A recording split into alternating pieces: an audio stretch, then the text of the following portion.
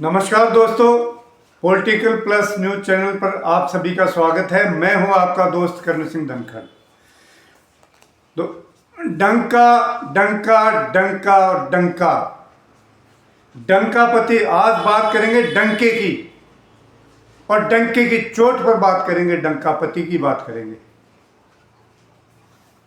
अपने डंकापति साहब ने विदेशों में ऐसा डंका बजाया है, ऐसा डंका बजाया कि America, Australia, Canada, England, New Zealand, सब के सब जो बड़ी आर्थिक स्थिति जो है बड़े आर्थिक स्थिति वाले देश हैं, वो सारे हमारे खिलाफ हो गए। आज पूरी दुनिया में हमारा डंका बज रहा है और ये डंका मतलब खाली एक उस पर नहीं बज रहा है, अलग अलग, चाहे वो आर्थिक स्थिति हो, चाहे वो जो है राजनीतिक स्थिति हो देश की, चाहे वो प्रेस के मामले में रेटिंग हो, मतलब सब जगह डंका बज रहा है। डंका, भूखमरी हो, हर जगह डंका। तो ये डंकापति ने अभी एक और नए डंके बजवा दिए हैं। इनका तो काम है, यही करेंगे। एक वीडियो आप लोगों को दिखाता हूँ, फिर बात करते हैं उसके बाद आगे की।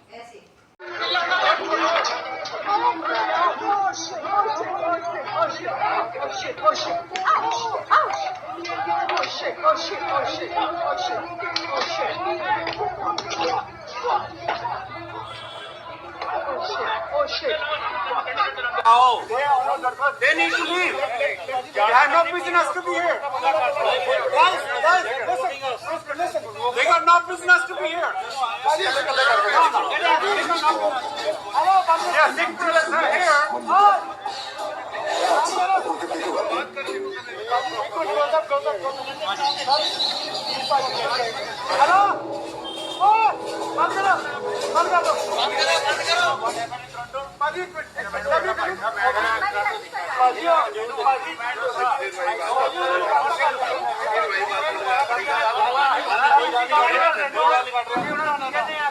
Pakistani tattoo and all that.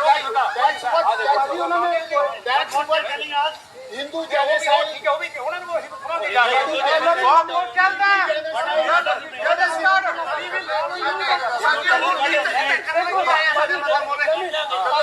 नहीं हो इधर कलर किया है, चलता है क्वेश्चन के अंदर they should not be coming here. They should not be coming here. You shouldn't allow them here in the first place. They should not be coming here. They should not be allowed in the first place here. Then they should be leaving. They should go somewhere. Remove that. Remove them. It will be our part.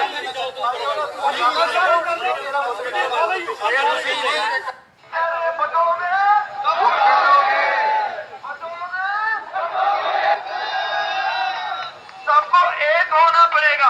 हम किसी का विरोध नहीं करते, लेकिन कोई हमारा विरोध करेगा तो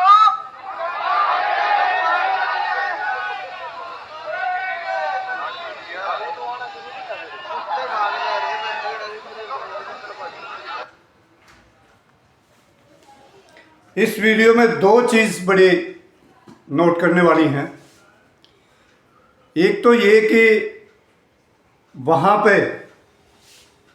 अपने राम राज्य के राजा महाराजा का नारा कनाडा तक पहुँच गया है, कटोगे तो बटोगे। जब एक ही नारा सब जगह चल रहा है तो मकसद सिर्फ एक ही होता है, ये हर कोई ये बात समझता है। दूसरी बात, बल्कि यहाँ नहीं वहाँ भी लोग समझ रहे थे। सबसे आखिर में लास्ट में इसमें कुछ हरियाणवी भाषा से नज़र आ रही सुनाई दे रही थी। लास्ट में लड़के बात कर रहे हैं कि कितने ठाए ले ये इसने नाश करने ने। तो वहाँ के लोग भी कुछ समझ रहे हैं कि ये मामला क्या है और इस पर बात करते हैं। मामला ये है कि कनाडा के ब्रैम्पटन में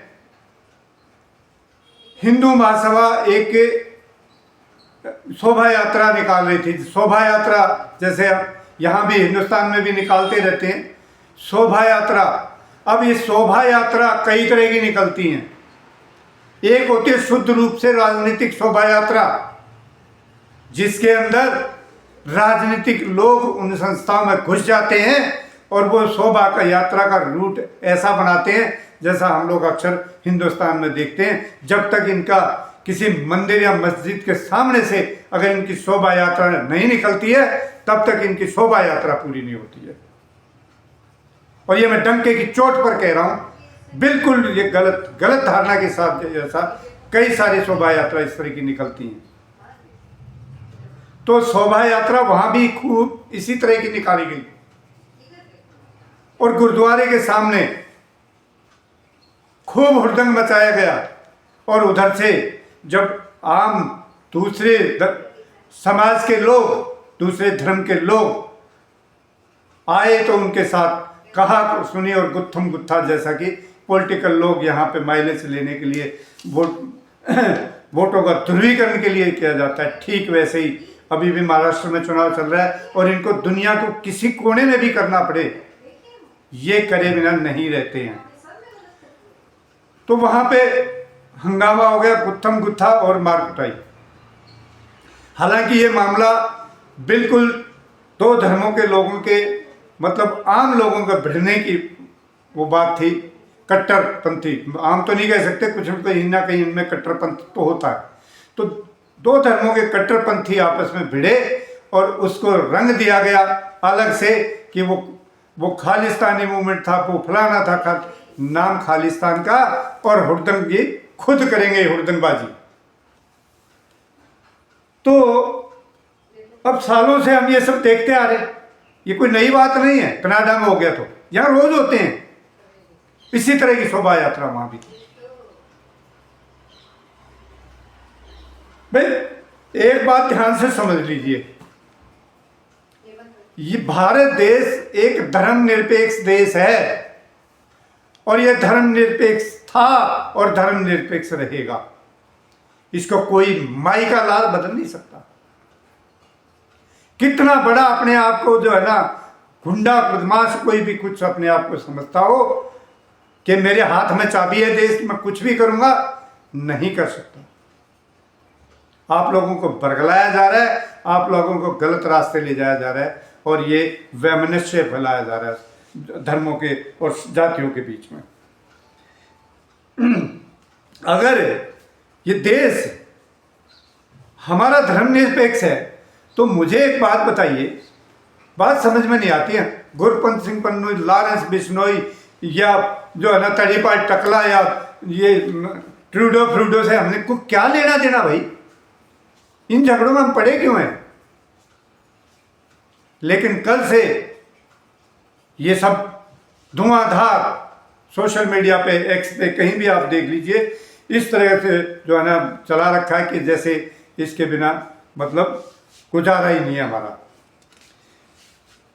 क्या आपने सोचा कि अगर इस तरह की घटनाएं बढ़ती रही तो क्या होगा?